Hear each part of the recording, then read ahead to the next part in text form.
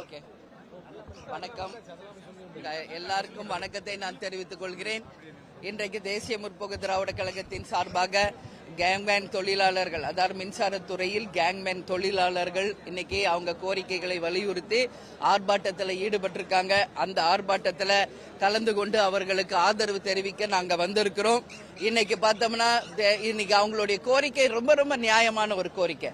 இன்னைக்கு 300-400 பாருங்க, என் பக்கத்துல நிக்கிறாங்க லேடிஸ், இவங்களும் கேங்மேன் தொழிலாளர்கள் தான்.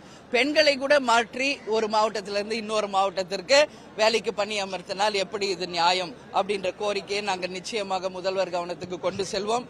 அது மட்டும் இல்லை, கேங்கு தொழில் இன்னைக்கு மின்சாரத்துறையில் கேங்மேனாக இருக்கிறவங்களுக்கு கள பணியில அந்தந்த கள பணியாளர்களாக அவர்களை பணி அமர்த்த வேண்டும். அது மட்டும் இல்லாம அந்த மாவட்டத்திலே பணி அமர்த்த வேண்டும். படிக்காத இளைஞர்களுக்கு மிக முக்கியத்துவம் கொடுத்து அவங்களுக்கு வேலை வாய்ப்பை தரணும் என்பது நாங்க இன்னைக்கு அவங்க கோரிக்கையை வச்சிருக்காங்க. அதை நாங்க ஆதரவு தெரிவிச்சுதான் இந்த ஆர்ப்பாட்டத்துக்கு வந்திருக்கோம். இன்னைக்கு அவங்க நியாயமான கோரிக்கையை தான் வலியுறுத்தி இன்னைக்கு ஆர்ப்பாட்டத்தில் வர்றாங்க. ஆனா இன்னைக்கு பார்த்தா தமிழ்நாடு முழுக்க இன்னைக்கு திருச்சி மாவட்டம் போன்ற பல்வேறு மாவட்டங்கள்ல இருந்து இந்த ஆர்ப்பாட்டத்தில் கலந்து கொள்ள வருபவர்களை காவல்துறை தடுத்து இந்த ஆர்ப்பாட்டத்தில் கலந்து கொள்ள விடாம தடுக்கிறாங்க. ஏன் இது பண்றீங்க? இது ஜனநாயக நாடு தானே, சுதந்திர நாடு தானே. ஒரு தொழிலாளர்கள் அவங்க கருத்தை சொல்வதற்கு எல்லா உரிமை இருக்கு. எதுக்கு காவல்துறை அவங்களை தடுக்கிறீங்க? உறுதியாக உண்மையாக முதல்வர் இன்னைக்கு அவங்களுக்கு சப்போர்ட்டா இருந்து அவங்க உண்மையான நியாயமான கோரிக்கையை நிறைவேற்றணும். அதை விட்டுட்டு அவர்களை தடுப்பது நிச்சயமாக கண்டனத்துக்குரியது என்பதை இந்த நேரத்தில் நான் பதிய வைக்கிறேன். தேர்தல் அறிவு வாக்குறுதிகளை இதெல்லாம் இடம்பெற்றிருந்தது. கேங்மேன் திமுக தேர்தல் வாக்குறுதிகள் இன்னமும் நிறைவேற்றாம இருக்கிறாங்க. இல்ல, அதுதானே இப்ப நான் பேசினேன். தேர்தலுக்கு முன்பு ஒரு நிலைப்பாடு, தேர்தலில் வெற்றி பெற்று ஆட்சிக்கு வந்த பிறகு ஒரு நிலைப்பாடு.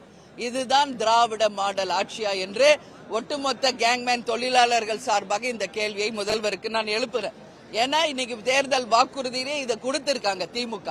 ஆனா இன்னைக்கு ஜெயிச்சு 4வது ஆட்சியில இருக்காங்க. இது வரைக்கும் அவர்களுடைய எந்த ஒரு கோரிக்கையும் செவி சாய்க்கல. அதனாலதான் இன்னைக்கு ஆர்ப்பாட்டம். இது மட்டும் இல்ல, இன்னைக்கு டிபிஐ வளாகத்துல பணி நியமனம் கேட்டு ஆசிரியர்கள் ஒரு பக்கம், மருத்துவர்கள் ஒரு பக்கம், நர்ஸ் செவிலியர்கள் ஒரு பக்கம் என்று அதே மாதிரி எல்லா துறையிலுமே இன்னைக்கு தமிழ்நாடு முழுக்க ஆர்ப்பாட்டங்கள் நடந்துகிட்டு தான் இருக்கு. அதனால இன்றைக்கு 100 ரூபாய் காயின் வெளியிடுவதிலும் மகனை துணை முதல்வர் ஆக்கலாமா என்பதிலும் இன்னைக்கு யோசிச்சுக்கிட்டு இருக்க முதல்வர் மக்கள் மீது கவனம் செலுத்தணும். மக்கள் மீது கவனம் செலுத்தி உண்மையில் மக்களுக்கு எது தேவை என்பதை குறிப்பறிந்து நிச்சயம் செய்யணும். இன்னைக்கு தயவு செஞ்சு நான் இதை நீங்க பதிய வைக்கணும். தமிழ்நாடு முழுக்க இன்னைக்கு சாலைகளுடைய நிலைமை எப்படி இருக்கு? சாலைகள் எல்லாம் நீங்க 2 வீலர்ல போறீங்க. இதே பிரஸ் பீப்புள் எல்லாம் சென்னை முழுக்க குண்டும் குழியுமாக யாருமே பயணிக்க முடியாத அளவு எல்லா சாலையுமே இன்னைக்கு மோசமா இருக்கு. ஒரு பக்கம் மெட்ரோ ட்ரெயின்ன்றீங்க, ஒரு பக்கம் பாதாள சாக்கடைங்கிறீங்க, ஒரு பக்கம் ரெயின் வாட்டருக்குங்கிறீங்க. இப்படியே பள்ள நோண்டி நோண்டி வச்சுட்டு எதையும் உள்ளன எப்படி மக்கள் பயணிப்பாங்க?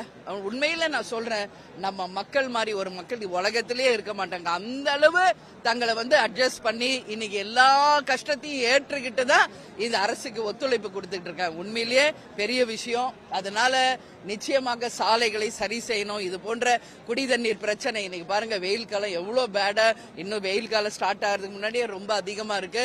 இன்னைக்கு பார்த்தா தமிழ்நாடு முழுக்க அனைத்து டேமும் ஃபுல் ஆயிடுச்சு. ஆனா அதை சேமிக்க வைக்கிற திறன் தமிழக அரசிடம் இல்லை. எல்லா தண்ணியும் போய் கடல்ல கலந்துகிட்டு இருக்கு.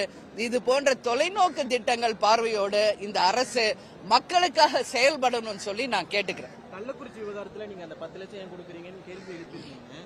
அதுக்கு பல விமர்சனங்கள் வைத்திருந்தாங்க. ஆனா இன்னைக்கு இங்க கேங்மேன் எல்லாம் பேசும்பொழுது கள்ளக்குறிச்சியில இறந்தவங்களுக்கு கள்ளச்சாராயம் குடித்து இருந்தவர்களுக்கு 10 லட்சம் கொடுக்குறாங்க. ஆனா இங்க உயிரிழப்புக்கு போதுமான நிதி கொடுக்கறது இல்லைன்னு சொல்லி ஒரு குற்றச்சாட்டு வச்சிருந்தாங்க. இதை எப்படி பாக்க? உண்மைதானே, அதைத்தானே நான் இப்ப என்னுடைய ஸ்பீச்லயே அதானே கொடுத்தேன். கள்ளச்சாராயம் என்பதே முதல்ல தப்பு, அஃபென்ஸ். அப்புறம் எதுக்கு தெருவுக்கு 10 டாஸ்மாக் இந்த அரசாங்கம் திறந்து வச்சு டாஸ்மாக் கடைகளை எதுக்கு நடத்துறாங்க? அப்போ ஒரு பக்கம் டாஸ்மாக் நடத்துவீங்க, ஒரு பக்கம் கள்ளச்சாராத்தையும் ஆளுங்கட்சியை நடத்துவீங்க, ஒரு பக்கம் கஞ்சா விற்பனை பண்ணுவீங்க, ஒரு பக்கம் குட்கா விற்பனை பண்ணுவீங்க. போதை நாடு தமிழ்நாடு இல்லை, இதை போதை நாடாக மாற்றியது ஒண்ணுதான் இந்த திராவிட மாடல் ஆட்சி என்பதை நிரூபிச்சுட்டு இருக்காங்க. அப்போ கள்ளச்சாரம் என்பதே இங்க குற்றம். அதை ஊக்கப்படுத்தி இன்னைக்கு நான் ஸ்ட்ரைட்டா போயிருந்தேன் கள்ளக்குறிச்சிக்கு. எல்லாரையும் நான் நேரா சந்திச்சுதான் நான் பேசுறேன். அதை செய்பவர்களே ஆளுங்கட்சியை சேர்ந்தவர்கள் தான் என்று ஒட்டுமொத்த மக்கள் சொல்றாங்க. இன்னைக்கு சட்டம், அதாவது எம்எல்ஏஸா இருக்கிறவங்க, அமைச்சரா இருக்கிறவங்க, இன்னைக்கு திமுக கட்சியில இருக்கிறவங்க தான் இந்த கள்ளச்சாரத்தை காய்ச்சுறாங்க. அதை கொடுக்கறது இந்த அரசு தான். அப்ப குடிச்சிட்டு இறந்தவங்களுக்கு காசு கொடுக்கறாங்க 10 லட்சம் ரூபாய். அப்ப இது என்ன உதாரணம்? இப்ப இவங்க எல்லாம் உண்மை தொழிலாளர்கள், உண்மையா போராடுறாங்க. இவங்க உயிரிழந்தா எதுவுமே பண்றது இல்ல. அவங்க குடும்பத்துல ஒருத்தருக்கு வேலை வாய்ப்பை தர்றதில்ல. இது எந்த உதாரணம்? இதுதான் கண்டிக்கக்கூடியது. மீனவர்களுக்கு பாதுகாப்பு இல்ல, எந்த தொழில இருக்கிறவங்களுக்கு பாதுகாப்பு இல்ல. இதெல்லாம் மாறணும் தான் நான் கேட்டுக்கிறேன்.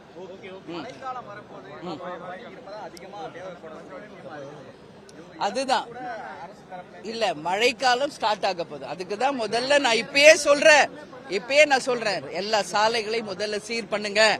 ஏற்கனவே பரவாட்டி சென்னை பிளட்ல நம்ம பாதிச்சிருக்கோம். இன்னைக்கு எல்லா சாலைகளும் பழுதடைஞ்சிருக்கிறது. நாளைக்கு மழை வந்த பிறகு ஒண்ணுமே பண்ண முடியாது. அதனால நிச்சயமாக இப்பொழுதே அதற்கான முன்னெச்சரிக்கை நடவடிக்கை எடுத்து, எவ்வளவு பெரிய மழை வந்தாலும் அதை இந்த அரசு பாத்துக்கோன்னு சொல்றாரு முதல்வர். நாளைக்கு வந்த பிறகு மக்கள் தான் கஷ்டப்பட போறீங்க. உங்க வீடு இருக்கிற ஏரியாவோ, உங்க தலைமைச் செயலகம் இருக்கிற ஏரியாவோ எந்த ப்ராப்ளம் இல்ல.